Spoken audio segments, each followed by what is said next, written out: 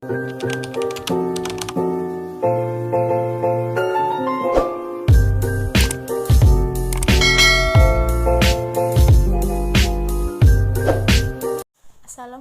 warahmatullahi wabarakatuh. Perkenalkan, nama saya Novi Aulia Putri. Saya berasal dari Sekolah SMA Negeri 2 Rantau Selatan. Di sini saya ingin menjelaskan tentang dakwah Nabi Muhammad SAW di kota Madinah. Baiklah, sebelum kita memulai, marilah kita pelajari sedikit tentang Nabi Muhammad SAW. Nabi Muhammad SAW merupakan manusia pilihan Allah yang diutus untuk menyebarkan agama Islam. Beliau adalah manusia yang istimewa sehingga kedatangannya sebagai Rasul telah dicatat dalam kitab terdahulu, yakni Taurat dan Injil.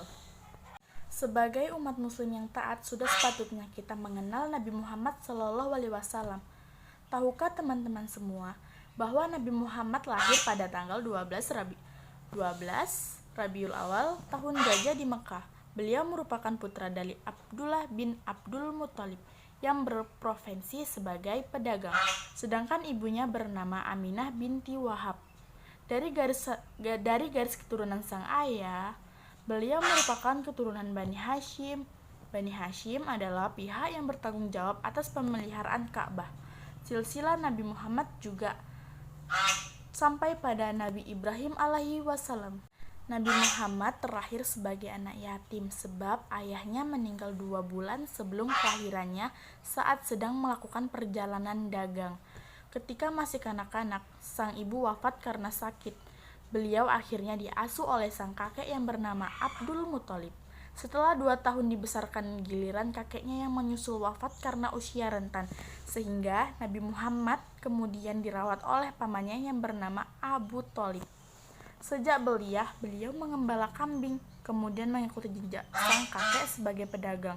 Jauh sebelum menjadi Rasul, Nabi Muhammad telah menunjukkan kualitasnya sebagai manusia berakhlak mulia pada penduduk Mekah, menyematkan gelar Al-Amin atau orang yang dapat dipercaya atas kepribadian beliau. Selain itu, Nabi Muhammad digambarkan sangat baik dan jujur. Beliau selalu menepati janji dan mengantarkan barang dagangannya sesuai dengan kualitas yang diminta pelanggan. Datangnya wahyu Allah Subhanahu wa Ta'ala yang diberikan kepada Nabi Muhammad SAW pada suatu hari, Rasulullah SAW bermimpi malaikat Jibril datang menemuinya. Beliau kemudian menyendiri di Gua Hira untuk merenung. Saat itulah Jibril datang menyampaikan wahyu Allah untuk Nabi Muhammad SAW. Wahyu Allah tersebut tertera dalam surah Al-Alaq ayat 1-5 yang berbunyi, Bismillahirrahmanirrahim. Iqra bismi rabbikal ladzi khalaq, khalaqal insana min 'alaq. Iqra wa rabbukal akram, allazi 'allamal bil qalam, 'allamal insana ma lam ya'lam. Yang artinya, bacalah dengan menyebut nama Tuhanmu yang menciptakan. Dia telah menciptakan manusia dari segumpal darah. Bacalah, dan Tuhanmulah yang mengajar manusia dengan perantaran kalam. Dia mengajarkan kepada manusia apa yang tidak diketahuinya. Quran Surah Al-Alaq ayat 1-5. Peristiwa tersebut terjadi pada tanggal 17 Ramadan 611 Masehi. Kala itu usia Nabi Muhammad genap 40 tahun 6 bulan 12 hari. Sejak saat itu beliau mengemban misi untuk membawa kabar gembira basyiron dan peringatan nadiron kepada umat manusia. Baiklah, marilah kita mulai. Saya akan menjelaskan sedikit tentang dakwah Nabi Muhammad SAW di kota Madinah. Sejarah dakwah Rasulullah SAW terbagi di dalam 2 periode, yakni Mekah dan Madinah. Semasa di Madinah, ada sejumlah strategi dakwah Rasulullah SAW yang diterapkan kepada masyarakat. Perjuangan dakwah periode Madinah yang dilakukan Rasulullah SAW tidaklah mudah. Di tempat baru semasa hijrah ini, tak sedikit fitnah didapati Rasulullah SAW selama menyebarkan ajaran Islam. Yang pertama adalah ketidaksukaan Yahudi, yang kedua kebencian kaum munafik, dan permusuhan kaum Quraisy kerap kali menimbulkan perseteruan berujung pada peperangan di masyarakat Madinah. Berbagai persoalan semasa berdakwah di kota yang dulu dikenal dengan Yathrib ini berhasil diawasi oleh Rasulullah SAW. Pada puncaknya, beliau berhasil menaklukkan kota Madinah dan menjadikan bagian dari wilayah kekuasaan Islam.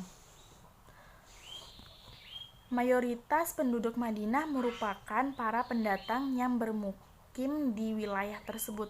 Mereka terdiri dari dua kelompok besar, yaitu Arab dan Yahudi. Bangsa Arab bermigrasi dari wilayah selatan, sedangkan bangsa Yahudi datang dari wilayah utara. Bangsa Arab lebih mendominasi wilayah Madinah. Mereka terdiri dari dua kelompok besar, yaitu Bani Aus dan Bani Khazraj. Kemudian dari bangsa yang sama, kedua kelompok tersebut sering terlibat dalam pertikaian dan peperangan untuk berebut kekuasaan di Madinah. Sementara itu, bangsa Yahudi lebih dikenal sebagai kelompok yang sombong. Mereka menganggap kelompoknya sebagai bangsa pilihan Tuhan.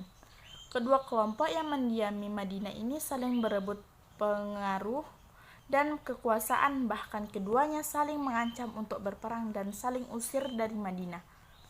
Kedatangan Rasulullah SAW di Madinah pada tanggal 12 Rabiul Awal tahun pertama Hijriyah merupakan awal dari dimulainya dakwah. Ada 4 substansi metode dakwah yang dilakukan Rasulullah pada periode Madinah yang meliputi 1.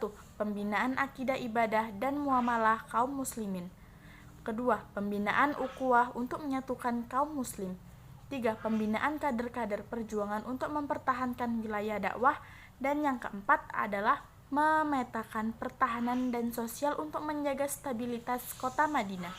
Pada akhirnya, Rasulullah SAW berhasil menaklukkan Madinah untuk sama-sama menyembah Allah Subhanahu wa Ta'ala. Strategi dakwah yang dibuat oleh Rasulullah SAW di Madinah hingga akhirnya membawa keberhasilan. Di antaranya adalah: yang pertama, membangun masjid sebagai pusat kegiatan dakwah. Rasulullah SAW membangun 2 masjid yang dijadikan sebagai pusat kegiatan dakwah di Madinah, yaitu Masjid Quba yang dibangun saat kedatangan pertamanya dan Masjid Nabawi yang kemudian dijadikan untuk mendidik para sahabatnya dan mengatur pemerintahan. Yang kedua, melakukan perjanjian dengan kaum Yahudi di Madinah. Selama dakwah di Madinah, Rasulullah SAW melakukan perjanjian untuk memperkokoh posisi kaum muslimin dari gangguan penduduk asli bangsa Arab maupun Yahudi. Hal ini juga dilakukan tak lain untuk menjaga stabilitas di Madinah. Perjanjian tersebut kemudian melahirkan Piagam Madinah. Piagam ini berisi 10 bab.